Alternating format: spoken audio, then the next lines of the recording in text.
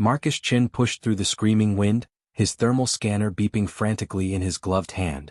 The Arctic blizzard had arrived 3 hours earlier than predicted, and now visibility was almost zero. He should have been inside the research station monitoring the storm from safety, but something about those readings bothered him. 2 heat signatures, faint and fading just beyond the perimeter fence. His boots crunched through knee-deep snow as he followed the scanner's display. The temperature had dropped to -40 degrees. At this rate, anything living out here would be dead within minutes. Marcus squinted against the ice crystals pelting his face. There. 2 dark shapes huddled against a fallen piece of metal that looked like wreckage. He ran toward them, his breath forming clouds of vapor that froze instantly. As he got closer, Marcus realized these were not humans. Smooth scales covered their bodies, shimmering with an iridescent quality even in the storm's dim light. They wore thin clothing designed for warmth, but it was clearly inadequate. One of them, the taller one, had her arms wrapped around the smaller figure. Both were barely moving. "Can you hear me?" Marcus shouted over the wind. No response. He touched the taller one's shoulder and jerked his hand back. Her skin was ice cold, far colder than any living thing should be. These beings were dying. Marcus did not hesitate. He grabbed the smaller one and lifted her over his shoulder, then helped the taller one to her feet. She stumbled, her movements sluggish and uncoordinated. He wrapped his arm around her waist and half-dragged, half-carried both aliens toward the station. Every step was a battle against the wind and the weight, but Marcus kept moving. His father had taught him that persistence was humanity's greatest weapon. You did not need to be the strongest or the fastest. You just needed to refuse to quit. The station door finally appeared through the white curtain of snow. Marcus punched in the code with numb fingers and practically fell inside, pulling the aliens with him. He kicked the door shut behind them and immediately cranked the heating system to maximum. The smaller alien was unconscious. Her lips, if they could be called that, had turned a disturbing shade of blue-gray. The taller one's eyes fluttered open briefly before closing again. Marcus laid them both on the floor and ran to grab every blanket and heating pad he could find. He piled the materials on top of them, but it was not enough. Their body temperatures were still dropping. Marcus remembered his emergency medical training. Hypothermia victims needed gradual warming and direct heat transfer. He stripped off his outer jacket and lay down between the 2 aliens, pulling them close to his body. His own warmth began to flow into them, and he adjusted the blankets to trap the heat. Minutes passed like hours. Marcus monitored their breathing, watching for any sign of improvement. Slowly, painfully slowly, color began to return to their scales. The smaller one's breathing deepened. The taller one's eyes opened again, and this time they stayed open. She stared at Marcus with golden eyes that held both confusion and wonder. Her mouth moved, but only a soft clicking sound emerged. Marcus reached for the universal translator he kept on his desk and placed it near them. "You are warm," she whispered, her voice coming through the translator with a melodic quality. "How are you warm? The cold should kill you too." "I am human," Marcus said simply. "We make our own heat. Are you hurt?" Was there a crash? The alien tried to sit up but collapsed back against him. "Our shuttle. The navigation systems failed. We crashed in your frozen wasteland. My sister Senna, is she alive?" Marcus checked the smaller alien's pulse. It was there, steady if weak. "She is alive. You both will be fine, but you need to stay warm. What are you doing in the Arctic? This is no place for someone who cannot handle the cold." "We are Valkyrie," the alien said. "I am Lyria. We were traveling to your Earth summit. A diplomatic mission. But the cold, it moves so fast. We come from a desert world. We have never felt anything like this cold before." Marcus adjusted the blankets and kept his arms around both sisters. His own body temperature was dropping from the contact, but he had reserves of warmth they did not. "Your people know you crashed here, right? They will send rescue?" Lyria's expression changed. Something like fear crossed her scaled features. "Perhaps. Perhaps not." She paused, studying Marcus with those golden eyes. "You saved our lives. You pulled us from the snow. You gave us your heat." "Of course I did," Marcus said. "You would have died. But you do not know us. We are not your people. We are not even your species. Yet you risked yourself in that storm." Lyria's voice held a strange intensity. "Do you understand what you have done?" Marcus frowned. "I helped 2 people who needed help. That is what anyone would do." Lyria made a sound that the translator could not interpret. It might have been a laugh or a gasp. "No. Not anyone. You have created Therashkel. A life debt. A sacred bond. You saved us, and now our lives belong to you until we can repay the debt. That is not necessary, Marcus said quickly. I do not want anything from you. I just did not want you to die. The smaller alien, Senna, stirred against him. Her eyes opened, revealing the same golden color as her sister. She looked at Marcus, then at Lyria, and spoke rapidly in her own language. The translator struggled to keep up. She wants to know who you are and why you smell warm, Lyria translated with more accuracy than the device. I told her you are the human who saved us. Senna reached up and touched Marcus's face with one scaled hand. Her touch was still cold but warming. She said something else and the translator finally caught it. He feels like sunlight. How does he create sunlight inside his body? Metabolism, Marcus explained. My body burns energy to create heat constantly. All mammals do this. We evolved on a world where temperatures change dramatically. We needed to adapt. Both sisters stared at him as if he had said something impossible. Lyria spoke carefully. Your world is harsh, yet you evolved to be kind to strangers. Our world is harsh and we evolved to fight for every advantage. You make no sense to us. Marcus smiled despite the seriousness of the situation. I get that a lot. But right now, sense does not matter. What matters is getting you both healthy and finding out why your shuttle crashed. Navigation systems do not just fail. Not on diplomatic vessels. Lyria's eyes widened. You think someone sabotaged us? I think it is worth investigating, Marcus said. But first, let us focus on keeping you alive. Can you move now? I need to get you into the heated sleeping quarters where you will be more comfortable. With Marcus's help, both sisters managed to stand. They leaned on him heavily as he guided them to the station's warmest room. He set them up with multiple heating sources and warm liquids. As he worked, Senna watched him with an expression he could not quite read.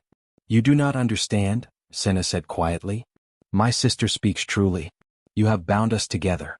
In our culture, this bond is sacred. We owe you our lives now. We must stay with you, protect you, serve you until the debt is repaid. Marcus sat back and looked at both sisters. How is a life debt repaid? Lyria and Senna exchanged glances. Finally, Lyria answered.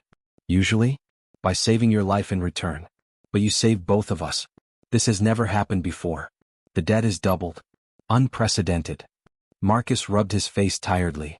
He had come to the Arctic to study weather patterns, not to accidentally adopt two alien sisters through some cultural tradition he did not understand. Outside, the blizzard continued to rage. Inside, two Valkyrie watched him with intensity that suggested his life had just become far more complicated than he ever imagined. The next morning, Marcus woke to find both Valkyrie sisters standing at attention beside his bed. They had recovered significantly overnight, their scales now gleaming with healthy color. But their posture was rigid, formal, and deeply unsettling. Good morning? Marcus said uncertainly, sitting up and rubbing sleep from his eyes. We await your instructions, Lyria said formally. What tasks do you require of us today? Marcus blinked. Instructions? I do not require anything. You should be resting. You nearly died yesterday. Senna stepped forward. We have rested. We are recovered enough to begin our service. The Therashkel is now in effect. You saved our lives. We belong to you until the debt is satisfied. Marcus threw off his blanket and stood up. No, absolutely not. You do not belong to anyone. You are free people. I helped you because you needed help, not because I wanted servants. The sisters exchanged confused glances. Lyria tilted her head in a gesture that reminded Marcus of a puzzled bird. But this is how life debts work. You preserved our lives when they would have ended. Now those lives are yours to command. This is sacred law among our people. Well, it is not law among mine, Marcus said firmly. He walked past them to the small kitchen area and started making coffee. On Earth we have something called compassion. We help people because it is the right thing to do, not because we expect something in return.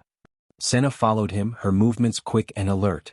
Marcus noticed she positioned herself between him and the door like a bodyguard. You help strangers without expecting obligation?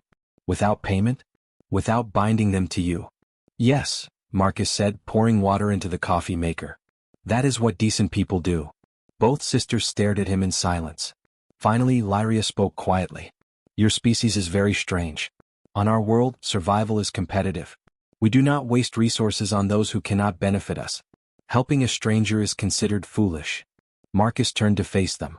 And how is that working out for your world? Are your people happy? Peaceful? Lyria's expression darkened. No. We have been at war with ourselves for generations. Different factions fighting for control of resources. That is why Senna and I were traveling to your Earth summit. We carried documents for a peace treaty between the major Valkyrie factions. Carried? Marcus caught the past tense. Where are these documents now? In the shuttle wreckage, Senna said. Encrypted and sealed. But we must retrieve them quickly. The summit begins in 3 days. Marcus poured his coffee and sat at the small table. Then I will help you recover them. After that, you can return to your people and complete your mission. No debt, no obligation. We cannot leave you, Lyria said with surprising intensity. The Therashkel forbids it. We must remain with you until... The communication terminal suddenly beeped, interrupting her. Marcus walked over and accepted the incoming transmission. The screen showed a Valkyrie official, his scales marked with elaborate patterns that suggested high rank. This is Commander Thex of the Valkyrie diplomatic convoy. We detected the emergency beacon from the shuttle carrying ambassadors Lyria and Senna. Are they alive? They are alive and safe, Marcus confirmed. They suffered from cold exposure but they have recovered. I can arrange transport back to your convoy. Excellent news, Commander Thex said, but something in his tone felt wrong to Marcus. We will send a team to retrieve them immediately. Please provide your coordinates. Lyria suddenly grabbed Marcus's arm and squeezed. Her eyes were wide with alarm. She shook her head frantically, a gesture that needed no translation. Actually, Marcus said smoothly, the weather is still too dangerous for transport. The blizzard has not fully passed. Give us another day and I will bring them to the nearest safe landing zone. Commander Thex's expression tightened. I must insist on immediate retrieval. These ambassadors carry sensitive materials. And I must insist on safety protocols, Marcus said firmly. One more day. I will contact you with coordinates tomorrow. He ended the transmission before the commander could argue further. Senna was already at a different terminal, her fingers moving rapidly across the interface. Marcus, you need to see this. While that transmission was incoming, I detected a secondary encrypted channel attempting to access the station systems. Marcus joined her at the screen. His blood ran cold as he saw the attempted intrusion. Someone had tried to locate their exact position while Commander Thex was talking. They were not just calling to check on you. They were tracking you. Lyria sat down heavily. The crash was not an accident. Someone sabotaged our shuttle. Your own people? Marcus asked. Some of our people, Lyria corrected. The Scorched Path faction opposes the peace treaty. They benefit from the ongoing war. If Senna and I had died in the crash, the treaty would have died with us. Our faction would have blamed the opposition, and the war would have intensified. Senna pulled up more data on the screen. Look at this. I found evidence of tampering in the shuttle's navigation logs. Someone with high-level access disabled our cold weather protocols and altered our flight path to bring us down in your Arctic. Marcus leaned against the desk, processing this information. So your commander, this Thex, he might be working with the saboteurs? It is possible, Lyria said. We cannot know who to trust in the convoy now. But we must still reach the Earth summit. The treaty is the only hope our people have for peace. Then we get the documents from the wreckage and find another way to the summit, Marcus said simply. Both sisters turned to look at him. Senna spoke first. Wait, this is not your problem, Marcus. This is Valkyrie business. You made it my business when you involved assassins, Marcus said. And besides, you keep saying you owe me a life debt, right? Well, I'm calling it in. I need you to stop treating me like your master and start treating me like your partner.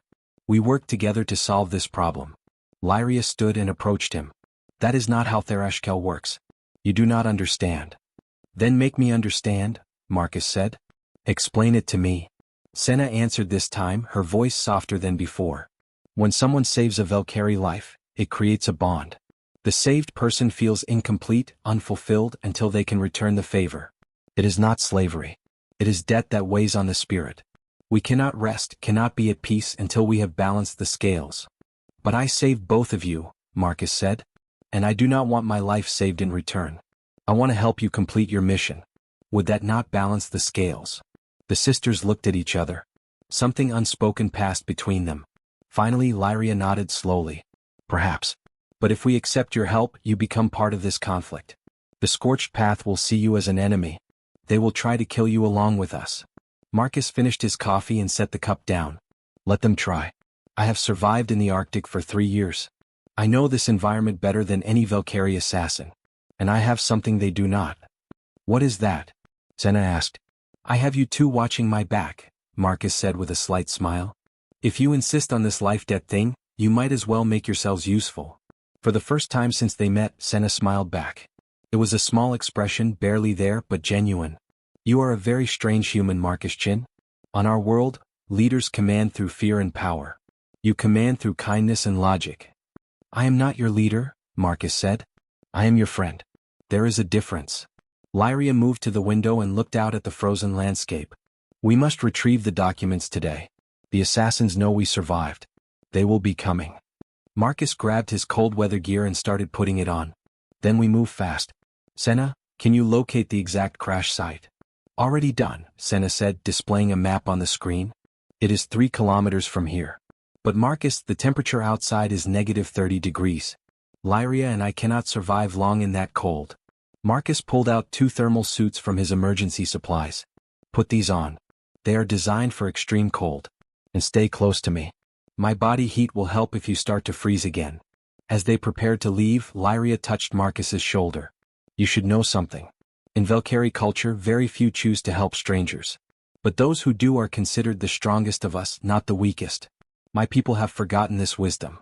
Perhaps your people can teach us to remember. Marcus looked into her golden eyes and saw something he had not expected. Respect. Not the formal respect of a servant to a master, but the genuine respect of one equal to another. Let us hope we all survive long enough for those lessons, Marcus said. He opened the door to the frozen world outside, and the 3 of them stepped into the killing cold together. The trek to the crash site took 2 hours through deep snow and bitter wind. Marcus led the way, breaking trail while Lyria and Senna followed close behind in their thermal suits. Even with the protective gear, they moved slowly, their cold-blooded bodies struggling against the Arctic environment. Marcus stopped every 20 minutes to let them rest against him, sharing his body heat. The shuttle wreckage was worse than Marcus expected. The craft had plowed through ice and rock, leaving a debris field scattered across a frozen valley. Senna approached the main hull section carefully, scanning for the secure compartment where the treaty documents were stored. Here, she said, prying open a panel with her clawed hands. Inside was a sealed container, still intact. She pulled it free and held it up triumphantly. The documents survived. Good, Marcus said. Now let us get back to the station before you both freeze again. They made better time on the return journey following their previous trail. Marcus's muscles ached from the exertion, but he pushed forward steadily. Behind him, he heard Lyria's breathing growing labored. He turned to check on her. That was when he saw movement on the ridge above them. A figure in white camouflage stood silhouetted against the gray sky. Even at this distance, Marcus could see the weapon in its hands. The figure raised the weapon, aiming down at them. Down? Marcus shouted, tackling both sisters into a snowbank as energy bolts screamed overhead. The shots melted holes in the ice where they had been standing seconds before. Scorched path, Senna hissed. She pulled a small energy pistol from her suit. They found us faster than expected. More figures appeared on the ridge. 3, 4, 5 of them. Marcus counted quickly. Too many to fight directly. He grabbed both sisters and pulled them behind a large ice formation. We cannot fight them in the open, Lyria said, her scales pale with cold and fear. We are outnumbered and outgunned. Marcus looked back toward his station, barely visible in the distance. We run. The station has defenses. Once we are inside, I can lock it down. They sprinted across the snow, energy bolts sizzling past them. Marcus heard the assassins pursuing, their footsteps crunching through ice. But the Valkyrie were not built for this environment. Their movements were already slowing in the extreme cold. Marcus and the sisters reached the station first, and he slammed the door shut behind them, engaging the electronic locks. That will not hold them long, Senna said, breathing hard. They will have cutting tools. Marcus moved to the control panel. Then we do not give them time to use them. He pulled up the station's security systems on the screen. This facility was designed to operate in extreme conditions. I can control temperature in every section independently. Lyria understood immediately. You want to freeze them out. Exactly, Marcus said. But first, I need to know how many entered the perimeter. He checked the motion sensors. His stomach dropped. There are 2 already inside. They must have infiltrated while we were at the crash site. A sound echoed from the corridor behind them. Footsteps, light and careful. Then a voice called out in Valkyrie language. The universal translator on Marcus's desk crackled to life. Ambassadors Lyria and Senna. We know you are here. Surrender the treaty documents and we will make your deaths quick. Resist and the human dies slowly. Senna raised her pistol, positioning herself between Marcus and the corridor. Her scales had taken on a darker hue, a sign of aggression that Marcus recognized. I will not let them take him. None of us are dying today, Marcus said quietly. He was studying the station layout on his screen, forming a plan. Lyria, can you access the secondary terminal in the storage bay? I need you to trigger a lockdown sequence when I give the signal. What are you planning? Lyria asked. Trust me, Marcus said. He picked up a portable heater and a length of cable. Senna, I need you to draw them toward the cold storage section.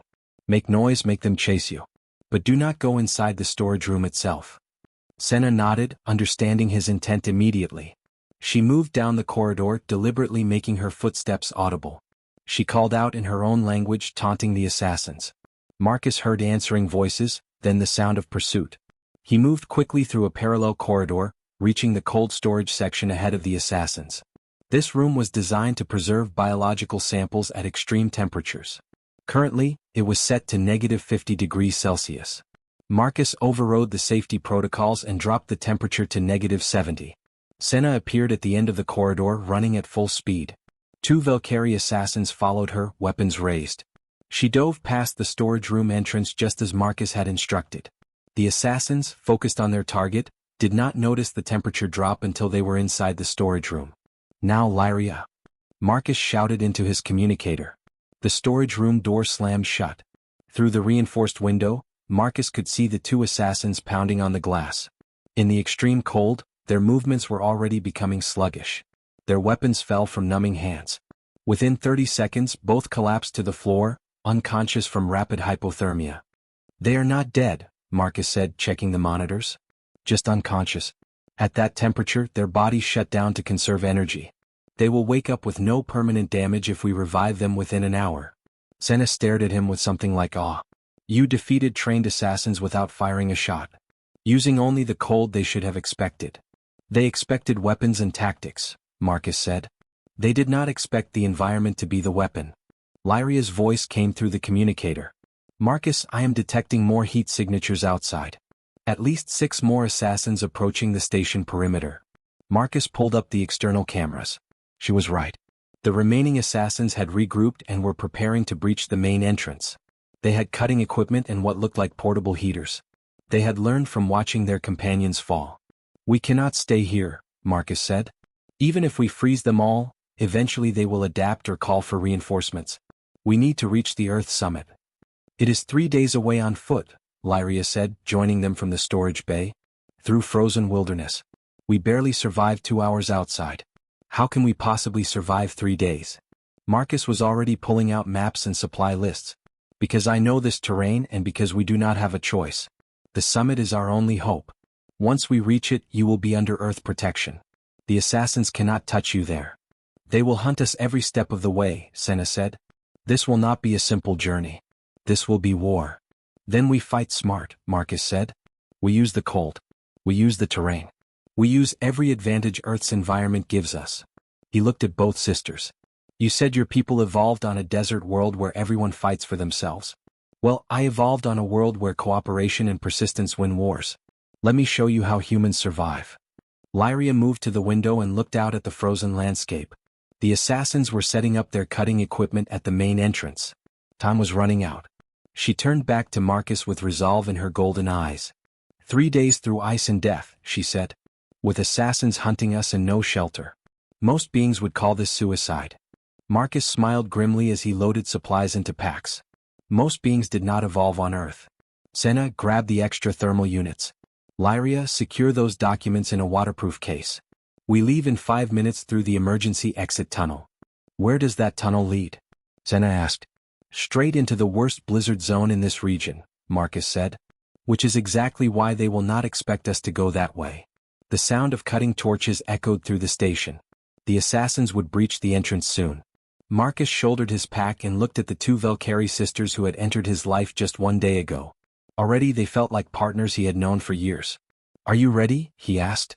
Both sisters straightened their postures and nodded. Outside, the Arctic wind howled its challenge. The assassins closed in.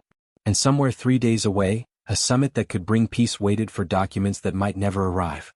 Marcus opened the emergency exit, and the killing cold rushed in to greet them.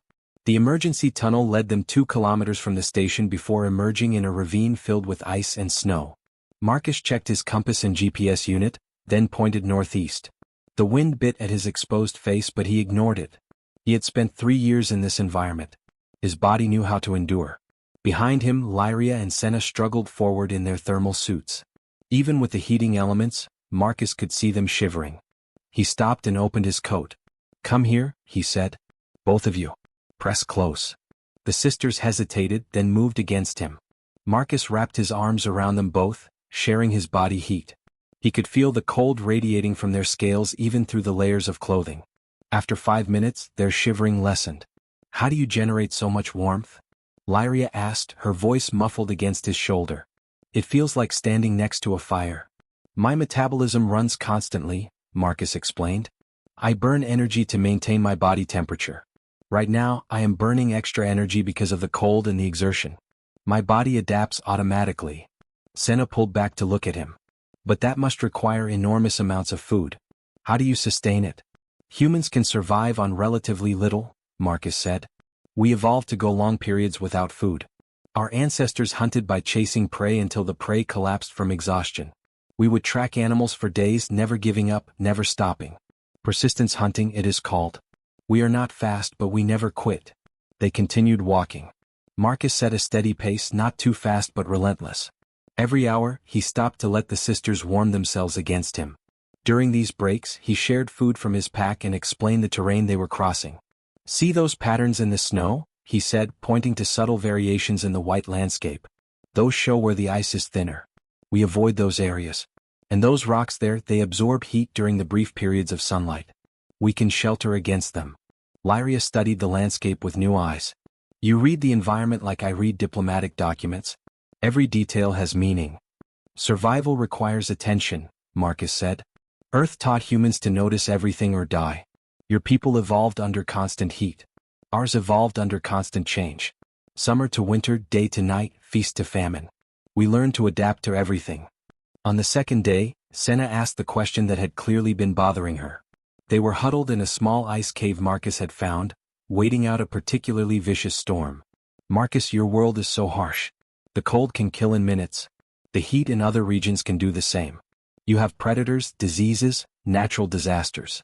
Yet you became a species that helps strangers. Oh, my people faced challenges and we became selfish. We learned that only the strong survive. Why did humans learn differently?" Marcus poked at the small chemical heater he had activated for them. "Because we were not the strongest, Senna. We were actually quite weak compared to the predators that hunted us. Alone, a human dies easily. But together, humans become almost unstoppable. We learned that cooperation was our strength.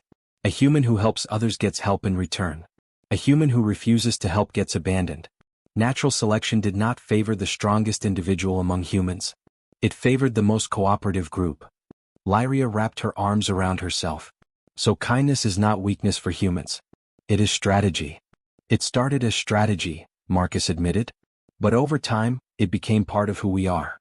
We feel good when we help others. We feel bad when we see others suffer. These feelings are built into our brains now. That is why I could not leave you in the snow. It would have hurt me emotionally to walk away." "Your species weaponized compassion," Senna said softly. "You turned caring into an evolutionary advantage. That is terrifying and beautiful."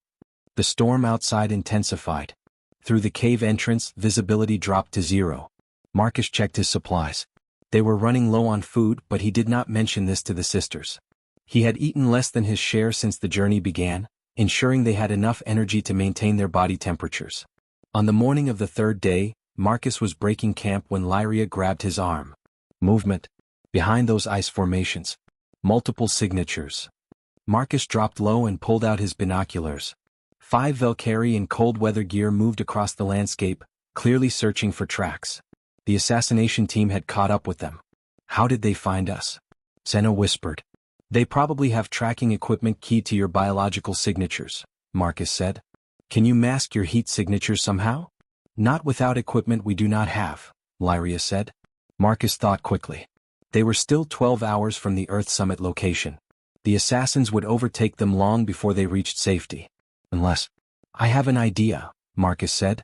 But you are not going to like it. He explained his plan. Both sisters stared at him in disbelief. That is suicide, Senna said flatly. No, Marcus corrected. That is persistence hunting. Human style. Trust me. He handed his pack to Lyria. You two keep moving toward the summit. Follow the GPS coordinates I programmed. Do not stop, do not look back. I will catch up. Marcus, no, Lyria began. This is not a debate, Marcus said firmly. You need to reach the summit. I need to slow down the assassins. This is how we survive. Before they could argue further, Marcus ran directly toward the assassins, shouting and waving his arms. The Valkyrie spotted him immediately and opened fire. Marcus dove behind an ice ridge as energy bolts melted the snow around him. Then he ran perpendicular to the sisters' path, drawing the assassins away from them. The chase began. Marcus sprinted across ice fields, scrambled over frozen rocks, and wove through narrow ravines. The assassins pursued, their weapons firing constantly. But Marcus knew this terrain. He led them through the deepest snow where their cold-blooded bodies would struggle most. He circled back on his own trail, confusing their tracking. When they got close, he disappeared behind ice formations and emerged somewhere unexpected. Hours passed. Marcus's legs burned with fatigue, but he kept running. The assassins were faster in short bursts, but Marcus never stopped. When they paused to rest, he attacked from hiding with thrown ice and rocks, forcing them to move again. When they tried to split up, he picked them off one by one, using the environment against them. One assassin cornered him in a narrow ravine. They faced each other, the Valkyrie with his energy weapon raised, Marcus with nothing but his wits. The assassin was breathing hard, his movements slow from the cold. Marcus feinted left, then dove right, grabbing a handful of loose snow and throwing it into the assassin's face. While the Valkyrie was blinded, Marcus tackled him, using his body weight to drive them both into a snowbank. The assassin struggled, but the cold was sapping his strength. Marcus held him down until he stopped moving, unconscious from hypothermia. 4 more assassins remained, but they were scattered now, disorganized. Marcus led them in circles, exhausting them, watching as one by one they succumbed to the cold they could not handle. He did not kill any of them. He simply outlasted them until the Arctic itself defeated them. When the last assassin finally collapsed, Marcus turned and ran toward the summit coordinates. His body was beyond tired. Every muscle screamed. His vision blurred at the edges. But the sisters needed him. The treaty needed him. So he ran. He found Lyria and Senna waiting at an abandoned weather shelter, just 2 kilometers from the summit. When they saw him, their eyes widened in shock. Marcus, you are bleeding, Lyria said, rushing to him. He looked down. An energy bolt had grazed his side at some point. He had not even noticed. It is nothing. We need to keep moving. You can barely stand, Senna protested. Marcus took 1 step toward the summit. Then another. Then his legs gave out and he collapsed into the snow. The world spun. He heard the sisters calling his name, felt their cold hands on his face. Go, he whispered. Get the treaty to the summit. That is what matters. No, Lyria said fiercely. You taught us that humans do not abandon each other. We will not abandon you.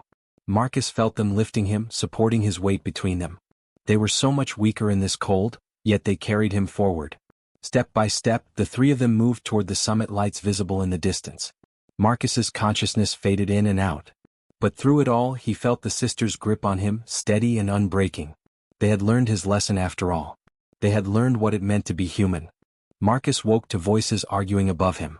His head felt heavy and his body ached everywhere. He tried to move, but strong hands pressed him down gently. Stay still, Lyria's voice said. You pushed yourself too far. Your body needs rest. He forced his eyes open. They were inside the abandoned weather shelter. Through the window he could see the lights of the Earth Summit facility glowing in the distance, so close yet impossibly far. Lyria and Senna knelt beside him, their faces etched with worry. How long was I unconscious? Marcus asked, his voice rough. 3 hours, Senna said. The summit opening ceremony begins in 2 hours. We must move now or we will miss our chance to present the treaty. Marcus tried to sit up. Pain lanced through his side where the energy bolt had grazed him. His legs felt like dead weight. Help me stand. We can still make it. Lyria shook her head. No, Marcus. You cannot walk.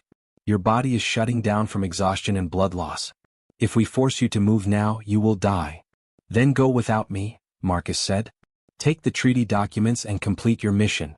That is why we came here. Both sisters exchanged glances. Something unspoken passed between them. Senna spoke first, her voice carrying a tone Marcus had never heard from her before. It was almost gentle. We have made our decision, Senna said. We are staying here with you until you recover. The treaty can wait. Marcus stared at them in disbelief. Wait? Your people are depending on those documents. Without them, your civil war continues.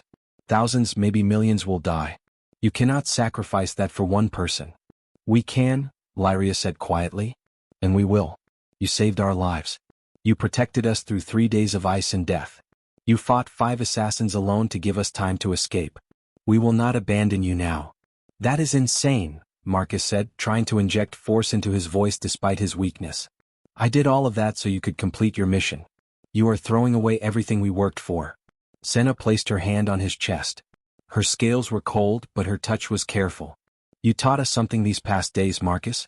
You taught us that some things matter more than missions and duty. You taught us that loyalty to individuals is not weakness. It is strength. Marcus felt frustration building. These stubborn aliens had learned his lessons too well. Listen to me. Both of you. The life debt, the Tharashkel, whatever you call it, I release you from it. Right now. Consider the debt paid. You do not owe me anything. Go deliver those documents. Lyria smiled sadly. You still do not understand, do you? This stopped being about debt somewhere between the station and here. This became about something else. What? Marcus demanded. Choice, Lyria said simply. We choose to stay with you. Not because we owe you. Because we want to. Marcus closed his eyes. These 2 aliens were going to doom their entire species because of misguided loyalty to him. He could not allow that. Would not allow it. He forced his mind to work through the pain and exhaustion, searching for a solution. Then it came to him. I have an idea, Marcus said, opening his eyes. But I need you both to listen carefully. Can you carry me if I cannot walk? Between the 2 of us, yes, Senna said cautiously. But it would be slow. Too slow to reach the summit in time. Not if I navigate, Marcus said. He pulled out his GPS unit with trembling hands. There is a maintenance tunnel that runs from this shelter to the summit facility. It was built for emergency access. The path is direct, no exposure to the elements. If you carry me and I guide us through the tunnel, we can reach the summit in under an hour. Hope flared in Lyria's eyes. Why did you not mention this tunnel before? Because it is dangerous, Marcus admitted. Sections have collapsed. The air quality might be poor. Under normal circumstances I would never risk it. But these are not normal circumstances. Senna was already moving to the shelter's floor hatch. She pulled it open, revealing a dark shaft leading down. I see the tunnel entrance. It looks stable enough. Then we move now, Lyria said.